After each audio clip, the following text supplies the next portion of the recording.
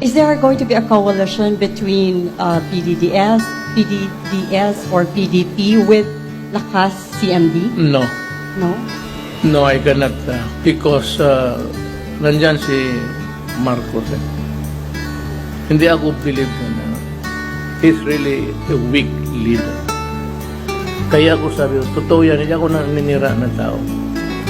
Talagang weak. Kasi spoiled child, only son. Of course, he can talk.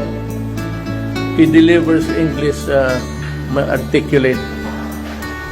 Pero ang-aral kasi kung saan-saan sa labas. Pero sabihin mo may crisis, gano'n. Yan. He's a weak leader.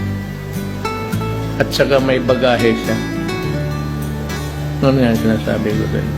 Totoo yan. I do not voice lies.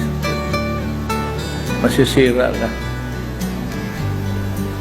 Pero bantay ka yan. Kamali ang Pilipinas na